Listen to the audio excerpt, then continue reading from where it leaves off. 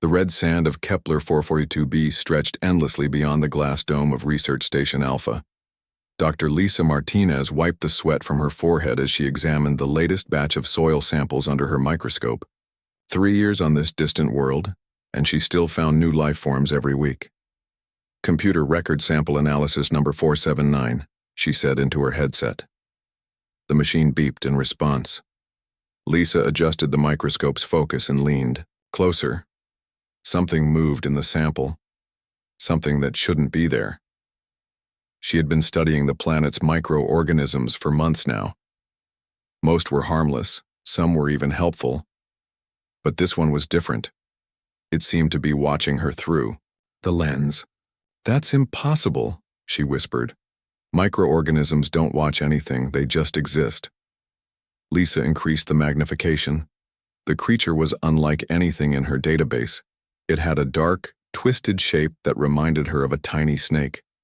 But snakes don't live in soil on alien planets. And they certainly don't seem to move with purpose like this thing did. She reached for her collection tube to take a better sample. As soon as her gloved hand touched the container, pain shot through her arm, like lightning. She screamed and pulled back, but it was too late. The creature had somehow passed through her protective glove and entered her skin. "No, no, no," Lisa gasped, staring at the small dark mark on her palm. It looked like a tiny puncture wound, but she could feel something moving under her skin, something alive. She ran to the medical scanner in the corner of the lab. Her hands shook as she placed her palm on the scanning surface. The machine hummed for several seconds before displaying its results. Lisa's heart sank as she read the data. Unknown. Organic material detected. Foreign organism present in bloodstream. Organism appears to be multiplying rapidly. The pain was getting worse. It felt like tiny needles were being pushed through her nerves, starting from her hand and moving up her arm. Lisa grabbed her communication device with her good hand. "Station Alpha to Earth Command. This is Dr. Martinez. I have a medical emergency. Request immediate assistance." Static filled the speakers for a long moment before a familiar voice answered. "Lisa, this is Commander Sullivan. What's your status?" Jake Sullivan. Even through her pain, hearing his voice brought back memories she had tried to forget. They had been together once before her assignment to this remote world, before she chose her career over their relationship. "Jake, something's wrong. I've been infected by an unknown organism. It's in my bloodstream and it's spreading fast." "Hold on, Lisa. I'm pulling up your medical data now." She could hear him typing rapidly in the background. "The scanners show some kind of parasitic organism. Can you describe what you're feeling?" Lisa looked down at her arm. The dark mark had grown larger and she could see something moving beneath her skin like a worm under the surface of water. The pain was becoming unbearable. "It's like it's eating me from the inside," she said through gritted teeth. "But it's keeping me alive while it does it. Jake, I can feel it in my head now. It's learning things from me." "What do you mean, learning things?" Lisa closed her eyes and tried to concentrate through the pain. There was something else in her mind now, something foreign and hungry. It was reading her memories like pages in a book. "It's seeing my thoughts, my memories. It knows about Earth now. It knows about humans." Her voice became more desperate. "Jake, it's not just a parasite. It's intelligent. And it wants to spread." The pain suddenly intensified and Lisa fell to her knees. She could feel the organism moving through her nervous system, mapping every connection, every pathway. It was studying her brain like she had studied countless specimens. "Lisa, stay with me. I'm preparing a rescue mission." "No," she shouted into the communicator. "You can't come here. If this thing gets off the planet, it could infect millions of people. It's too dangerous." Through the growing fog of pain, Lisa could sense the organism's excitement as it discovered her emotional connections. It was particularly interested in her feelings for Jake, studying those memories with intense focus. "Jake, you have to destroy the station. Use the orbital bombardment system. Turn this whole place into glass before it can escape." "I'm not leaving. You to die, Lisa. You have to." This thing is using my memories to understand human emotions. It's learning about love, about loyalty, about all the things that make us care for each other, and it's going to use that against us. Lisa stumbled to her computer terminal and began typing with her uninfected hand. She needed to record everything she was experiencing before the organism took complete control. I'm uploading all my research. Data now. The organism appears to be part of a collective intelligence. It's been dormant in the soil for who knows how long, waiting for the right host.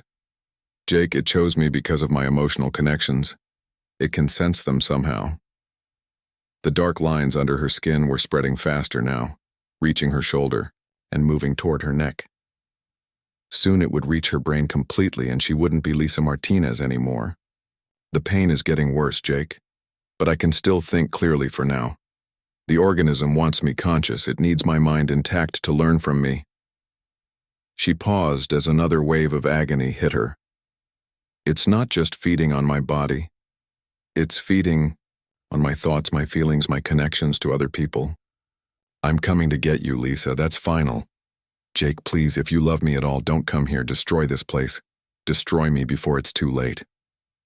But even as she said the words, Lisa knew he wouldn't listen. She knew Jake Sullivan too well. He would never abandon someone he cared about, no matter what the cost. And somehow the organism in her mind knew it too. Commander Jake Sullivan stared at the star charts on his screen. Kepler 442b was 3 days away at maximum speed. 3 days while Lisa suffered alone on that research station. 3 days for whatever was inside her to grow stronger. Sir, Earth, command is calling again, said Lieutenant Kevin Chang from the communication station. Kevin was the best medic in the fleet, and Jake knew he would need him for what was coming. Tell them I'm busy, Jake replied without looking away from the charts. Sir, they're ordering you to stand down. They want you to activate the orbital bombardment system and destroy the research station. Jake's hands tightened into fists. He had read the same reports as Earth Command. He knew the logical choice was to eliminate the threat before it could spread. But logic had never been his strong point when it came to people he cared about. Get me Nancy Foster and Tony Rodriguez. Tell them to prep the shuttle for immediate departure. Kevin hesitated. Sir, if we disobey direct orders, then we disobey direct orders. Jake turned to face the young medic. Would you abandon someone you cared about to save yourself, Kevin? No, sir, but then get me that team. 20 minutes later, Jake stood in the shuttle bay with his small rescue crew. Nancy Foster, the best engineer in the fleet, was running final checks on their equipment. Tony Rodriguez, a security specialist who had served with Jake for 5 years, was loading medical supplies and weapons. All right, people, listen up, Jake said as they prepared for launch. We're going into a situation we don't fully understand. Dr. Martinez has been infected by some kind of alien parasite. Our job is to get her out alive and figure out how to help her. Nancy looked up from her equipment scanner. Commander, what if the infection is contagious? What if we bring it back with us? Jake had thought about that question during every moment of the past 6 hours. Then we deal with that when it happens. But I'm not leaving her to die alone. The shuttle launched from the main ship and began its journey toward the research station. As they traveled through space, Jake kept trying to contact Lisa. Sometimes, she answered, sometimes she didn't. When she did respond, her voice sounded different each time. Sometimes it was weak and pained. Other times it was strangely calm. Jake, you shouldn't have come. Lisa's voice crackled through the speakers during one transmission. It's getting stronger. It knows you're coming. What do you mean it knows? The organism can access all my memories now. It knows about you, about our relationship, about how humans think and feel. It's been studying me like I used to study specimens in my lab. Tony leaned over Jake's shoulder. Commander, ask her about the station's defenses. We need to know what we're walking into. Jake activated the transmitter. Lisa, what's the status of the station's security systems? There was a long pause before she answered. When she spoke, her voice sounded different again, colder somehow. The station's automated systems are partially under my control now. The organism has learned to interface with the computers through my neural connections. It's quite fascinating, actually. Jake felt a chill run down his spine. That didn't sound like Lisa at all. Lisa, is that really you talking? Another pause. Then her voice returned, weak and frightened. Jake, it's still me, but it's getting harder to stay in control. The thing inside me is learning so fast. It understands human emotions now, especially the connections between people who care about each other. What does it want with that information? It wants to use our feelings against us. It knows that humans won't abandon each other, even when it's the smart thing to do. It sees that as a weakness it can exploit. Nancy looked up from her navigation console. Commander, we're approaching the station now. I'm detecting some strange energy readings. Through the shuttle's front window, they could see Research Station Alpha sitting on the red surface of the planet. The dome structure looked normal from the outside, but Jake noticed that some of the lights were flashing in patterns that didn't match standard operating procedures. Lisa, we're here. What's your location in the station? I'm in the main laboratory, but Jake, I've barricaded myself in. The organism has created others like itself using samples from my lab. There are more of them now, and they're all connected to me somehow. Jake's heart sank. How many others? I don't know exactly. Maybe a dozen. They're small, but they're growing. And Jake? They're smart. They learn from each other, just like they learned from me. The shuttle landed near the station's main entrance. As the team prepared to disembark, Jake tried to contact Lisa again. Lisa, we're coming in. Where exactly are you? Level 2, Laboratory Section C. But Jake, the other organisms are between you and me. They'll try to stop you from reaching me. Why would they do that? Lisa's voice was barely a whisper now. Because they know that our connection is the only thing keeping me human. As long as I can still feel love for you, I can resist them. But if something happens to you, if I lose that connection, then they win completely. Tony checked his weapon and looked at Jake. Commander, this sounds like a trap. Maybe it is, Jake replied. But we're going in anyway. As they approached the station's entrance, the doors opened automatically. The interior lights were dim, and Jake could hear a strange humming sound coming from deeper inside the building. Jake, Lisa's voice came through their portable communicators. Please be careful. The organisms are using my knowledge of human behavior to predict your actions. They know you'll try to save me no matter what. Let them know it then, Jake said as he led his team into the station. Because that's exactly what I'm going to do. The inside of the research station felt wrong. Jake led his team through the main corridor while strange sounds echoed from the walls around them. The humming noise was getting louder, and it seemed to come from everywhere at once. Commander, look at this, Nancy whispered, pointing to the wall panels. Dark veins ran through the metal like roots of some alien plant. They pulsed with a faint light that matched the rhythm of the humming sound. Kevin scanned the veins with his medical equipment. These readings are incredible. The organic material has somehow bonded with the station's electrical systems. It's like the whole building is becoming alive. Tony kept his weapon ready as they moved forward. How is that possible? The organism must be more advanced than we thought, Jake replied. Lisa said it could interface with computers through her neural connections. Maybe it's spreading that ability to the station itself. They reached a junction where 3 corridors met. Jake checked his map of the station layout. Laboratory Section C should be down the left corridor. As they turned left, Lisa's voice came through their communicators. But this time it sounded different again, more mechanical. Jake, I can see you through the station's cameras now. The organism has given me access to all the monitoring systems. I can watch everything you do. Lisa, is that really you talking? It's me, but I'm not alone in my head anymore. The organism wants me to tell you something important. It wants you to know what it really is. Jake stopped walking. What do you mean? The organism isn't just a parasite, Jake. It's the last remnant of an ancient civilization, a species that destroyed itself long ago. Nancy looked at her scanner readings. Commander, I'm detecting multiple life forms ahead of us. They're small, but they're definitely there. Lisa's voice continued through the speakers. Millions of years ago, there was a race of beings on this planet. They were highly intelligent, maybe more advanced than humans, but they made a terrible mistake. What kind of mistake? Jake asked as his team continued moving carefully down the corridor. They found a way to connect their minds directly to each other. They thought it would make them stronger, smarter, better, but instead, it destroyed everything that made them individuals. They became a collective mind with no room for personal feelings or connections. Kevin stopped to examine something on the wall. Commander, these organic growths contain neural tissue. It's like the whole station is becoming one giant brain. That's exactly what's happening, Lisa said. The organisms are trying to recreate what their original species lost.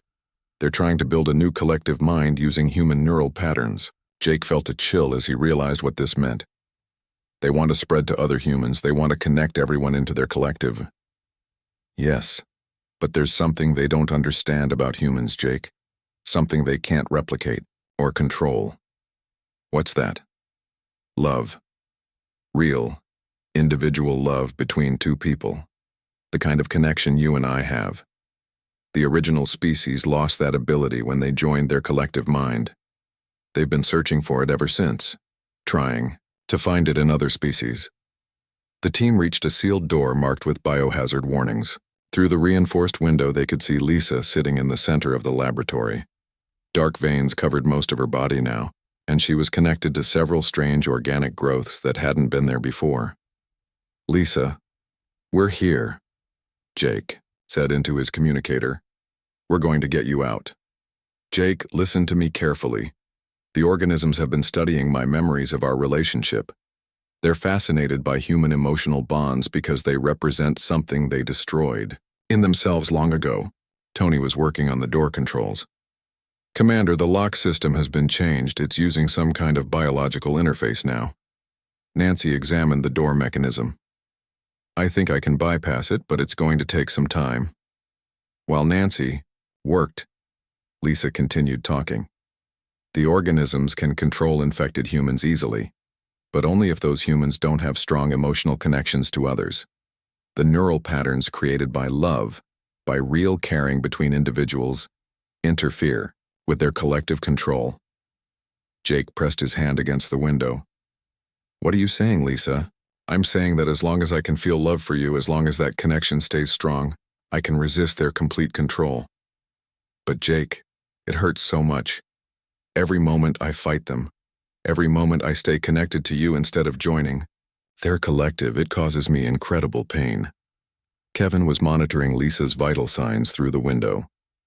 Commander, her stress levels are off the charts. The strain of resisting the organisms is killing her.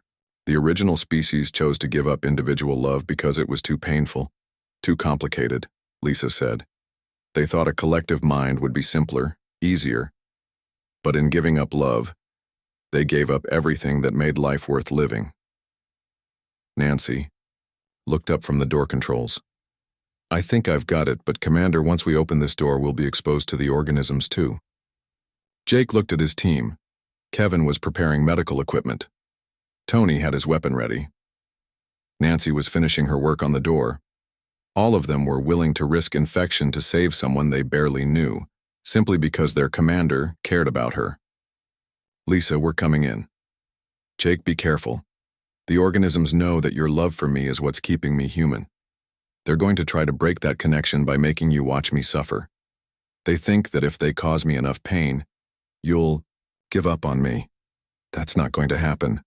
But what if it should? What if letting me go would save everyone else? Jake placed his hand on the door handle. That's not how humans work, Lisa. We don't abandon the people we love, even when it's the logical thing to do. That's what makes us different from their collective.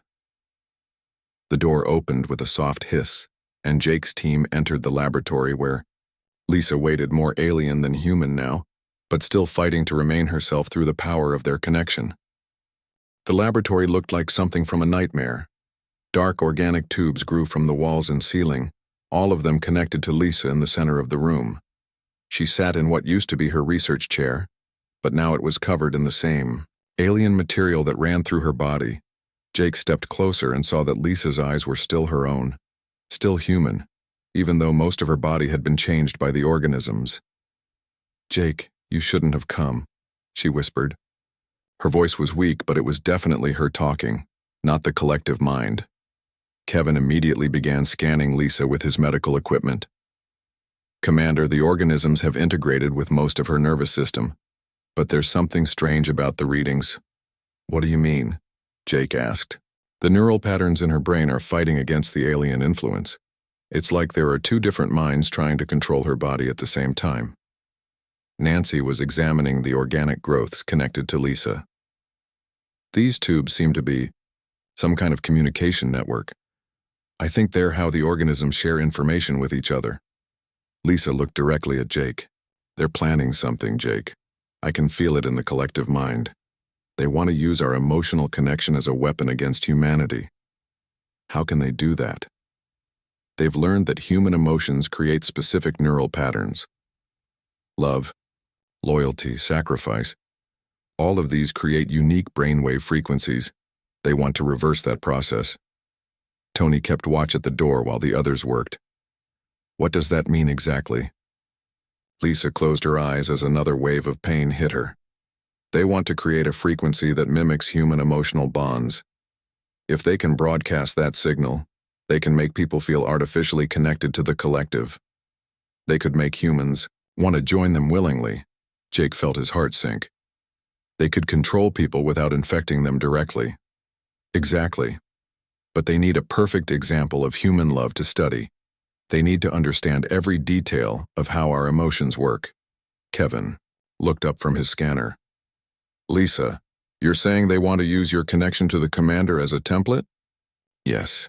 And the only way they can study it completely is if Jake and I maintain our emotional bond while they monitor every neural impulse, every thought, every feeling.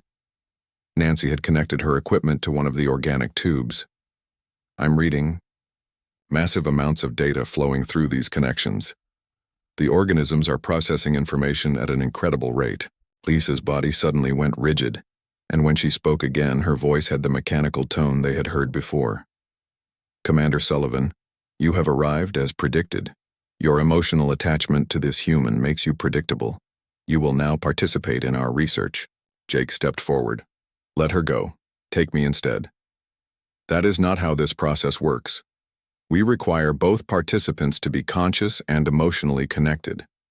The female subject must experience maximum emotional stress to generate the neural patterns we need to study. Lisa's normal voice broke through again. Jake, don't listen to them. They're going to hurt me to make you react. They want to measure how human love responds to seeing a loved one in pain. Kevin was frantically working with his medical equipment. Commander, I think I have an idea. If human emotional bonds interfere with their control, maybe we can amplify that interference. How? By creating a feedback loop. If we can boost the neural frequencies generated by your emotional connection to Lisa, we might be able to overload their collective network. Nancy looked at the data on her scanner. It's risky. The feedback could kill them both. Jake looked at Lisa, who was now shaking as the organisms increased their control over her body. Lisa, can you hear me? I can hear you, Jake, but it's getting harder to stay myself. The collective is so strong and fighting it hurts so much. I need you to stay with me, Lisa. No matter what they do, no matter how much it hurts, I need you to hold on to our connection. Lisa nodded weakly. I'll try. Kevin began setting up his equipment. Commander, this procedure will require you to maintain constant emotional and mental contact with Lisa. You'll need to share memories, feelings, everything that connects you to her. And what will that do to the organisms? Human emotional bonds create chaotic neural patterns that the collective mind can't process efficiently. If we amplify those patterns enough, we might be able to disrupt their entire network. The organic tubes around Lisa began pulsing faster and she screamed in pain. They know what you're planning, Jake. They're trying to break our connection by making the pain unbearable. Jake knelt beside her chair and took her hand. Even through the alien material covering her skin, he could feel her humanity underneath.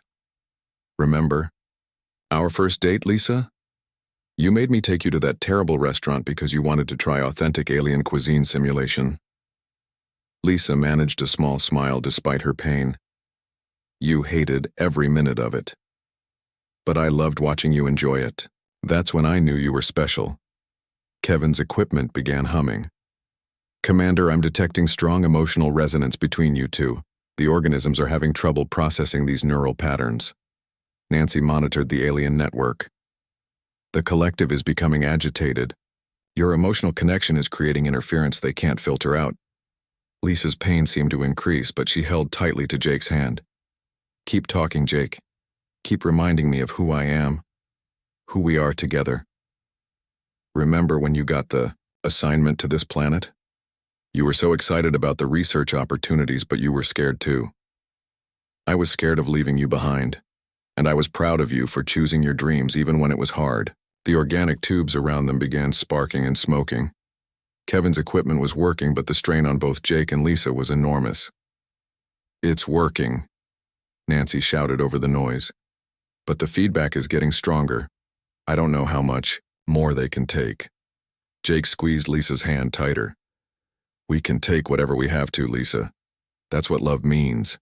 We don't give up on each other. Through her pain, Lisa looked into Jake's eyes and found the strength to keep fighting. The laboratory filled with blinding light as Kevin's equipment reached maximum power. The organic tubes connecting Lisa to the alien network began to crack and smoke. But instead of breaking free, Lisa made a choice that surprised everyone.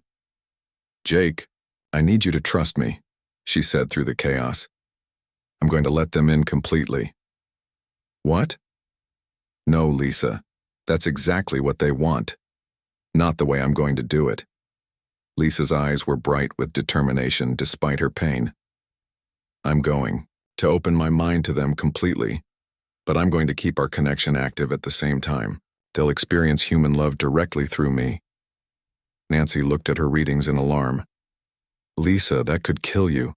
The neural feedback will be massive. Maybe. But Jake, these organisms aren't evil. They're just lost. They destroyed their own ability to feel individual connections millions of years ago, and they've been searching for a way to get it back ever since. Jake held her hand tighter. Lisa, don't do this. We can find another way. There is no other way. They need to understand what they lost, and the only way they can learn is by experiencing it themselves. The alien collective's voice spoke through Lisa again, but this time it sounded confused. This human behavior is not logical. You are choosing to sacrifice yourself for others who cannot be saved. Lisa smiled weakly. That's exactly the point. You can't understand sacrifice because you gave up the ability to love individuals. But I'm going to show you what you're missing. She closed her eyes and stopped fighting the organism's control. Instead, she welcomed them into her mind completely. But as they rushed in, expecting to find easy domination, they encountered something they had never experienced before. Through Lisa's consciousness, the collective suddenly felt what it was, like to love someone more than yourself. They experienced Jake's memories of Lisa, his worry for her safety, his willingness to risk everything to save her. They felt Lisa's love for Jake, her gratitude for his loyalty, her fear not for herself, but for what might happen to him. The alien network began to overload, but not from Kevin's equipment. It was overloading from pure human emotion. I don't understand, the collective voice said, now speaking through the organic tubes around the room. This connection causes pain. It creates fear and worry. Why do humans choose this? Lisa opened her eyes and looked at Jake. Because love isn't about avoiding pain, it's about sharing it. It's about caring for someone else's happiness more than your own comfort. The organisms in the network began to pulse erratically. For millions of years, they had operated as a single mind focused only on survival and expansion. They had never experienced the chaos and beauty of individual emotional connections. Show us more, the collective whispered. We need to understand. Lisa looked at Jake with tears in her eyes. Remember when I told you I was leaving for this assignment? You were hurt, but you supported my decision anyway. I wanted you to be happy, even if it meant being apart. And remember when I called you from the station on my birthday last year? You had arranged for all my favorite foods to be delivered, even though you were light years away. Jake squeezed her hand. I wanted you to know you weren't forgotten. Alien Collective began to understand. Through Lisa and Jake's shared memories, they experienced not just love, but sacrifice, loyalty, and the willingness to put another person's needs first. These were concepts completely foreign to their collective consciousness. "This is what we lost," the collective said, and for the first time, their voice carried emotion. "This is what we destroyed when we chose to become one mind, the organic." Tubes around Lisa began to change, withdrawing from her body instead of consuming it. The dark veins running through the station started to fade. "We understand now," the collective continued. "We cannot take this gift by force. It must be freely given, and it can only exist between individuals who choose to remain separate while choosing to connect." Kevin's medical scanners showed Lisa's vital signs stabilizing. "Commander, the organisms are retreating. They're going dormant." Nancy watched her equipment readings change. "The entire network is shutting down. They're choosing to stop their expansion." Lisa sat up slowly, the alien material fading from her skin. She was still connected to the collective, but now it was by choice rather than force. "They're not gone," she explained to Jake. "But they're not trying to consume humanity anymore. They understand now that what they were looking for can't be taken. It has to be chosen." Jake helped her stand. "What happens now?" "Now they go back to sleep. But this time it's not because they're waiting for victims. They're waiting until they can learn to be individuals again, until they can rediscover the ability to form connections based on choice rather than control." Tony lowered his weapon. "So humanity is safe?" Lisa nodded. "More than safe. The collective has agreed to become guardians instead of conquerors. They'll protect this world and make sure no other species makes the same mistake they did." Jake looked into Lisa's eyes. "You asked me to let you perish. You wanted me to destroy the station and everyone in it." "I was afraid, Jake. I thought death was the only way to stop them, but you showed me something better." "What's that?" "You showed me that love means never giving up on someone even when they ask you to. When I said let me perish, I was really asking you to help me find another way. And when you said that's not how I say goodbye, you were telling me that our connection was stronger than fear." Jake pulled her close. "I could never say goodbye to you, Lisa. Not like that." She smiled and leaned against him. "I know. And now they know too." The collective learned that human love isn't a weakness to exploit. It's a strength that makes us who we are. As they left the station together, Lisa carried within her a piece of ancient alien wisdom, while the collective carried the memory of what it meant to love someone enough to risk everything for them. The title finally made sense. Lisa had cried for Jake to let her perish, but what she really needed was for him to help her transform. And Jake's refusal to say goodbye in the traditional way had become the key to saving not just humanity, but an entire ancient species from their own emptiness.